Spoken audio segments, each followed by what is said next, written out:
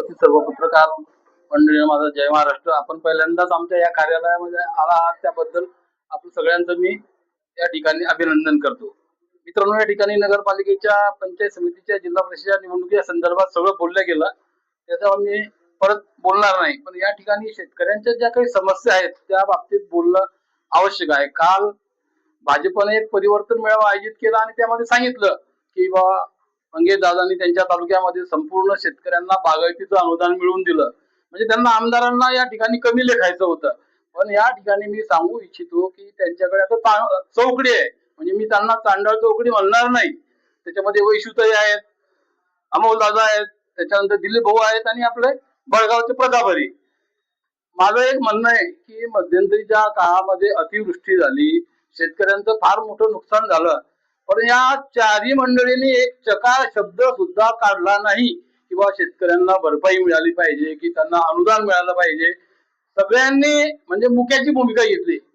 या ठिकाणी त्यांचे मुख्यमंत्री आहेत. वास्तविक हा जो अनुदानाचा विषय हा त्यांनी जर मंगेश दादांच्या माध्यमातून मुख्यमंत्र्यांपर्यंत नेला असता तर याच्या अगोदरच आपल्याला त्याचं उत्तर मिळालं असतं. परंतु त्या संदर्भात ते एकदम म्हणजे निराशा समजा काही भाग घेत नाहीत. दुसरा विषय या ठिकाणी मी एक सांगू इच्छितो, मध्यंतरीच्या काळामध्ये जेव्हा 15 तारखेला सातगाव मध्ये अतिवृष्टी झाली, आदरणीय गिरीश भाऊ महाजन पुनर्वसन आपत्ती मंत्री त्या ठिकाणी उपस्थित झाले. किशोरप्पांनी त्यांना फोनवरती घेतलं.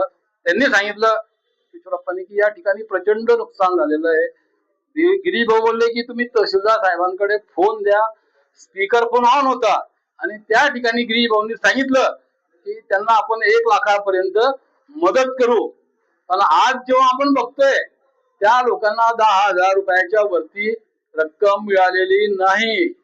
माझं गिरीश भाऊंना या निमित्ताने सांगणं आहे की आपण थुकून चाटू नका. आपण आपलं जे वेतन या सहायता निधीमध्ये दिलं त्याबद्दल आपलं अभिनंदन. परंतु तेवढ्या रकमेमध्ये जर आणखीन तेवढी रक्कम टाकली असती तर तुम्ही जो शब्द दिलेला आहे तो पूर्ण करता आला असता. आज तुमच्याबद्दल त्या जे नागरिक आहेत आपत्तीग्रस्त त्यांच्यामध्ये फार मोठी चीड निर्माण झाली.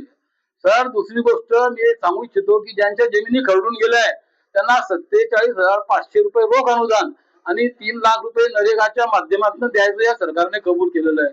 पण नरेगाचा अनुभव इतका वाईट आहे. आपल्या तालुक्यामध्ये जे काही गोठे दिले गेले 2-2, 2.5 वर्ष त्या लोकांना त्याचं पेमेंट मिळालं नाही. तीच गत आता त्या शेतकऱ्यांची होणार आहे.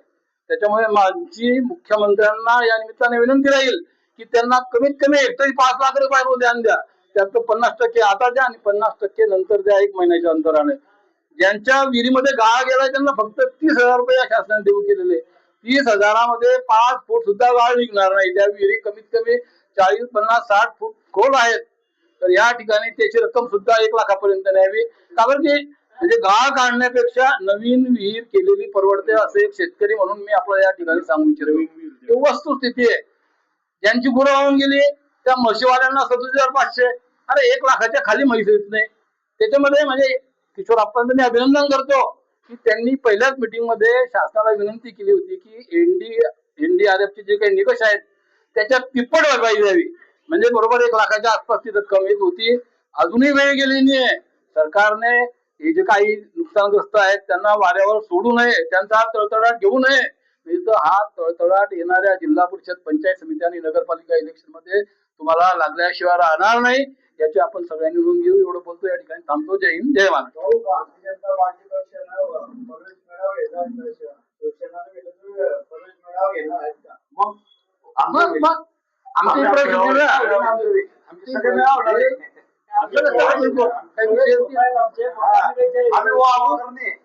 आमचे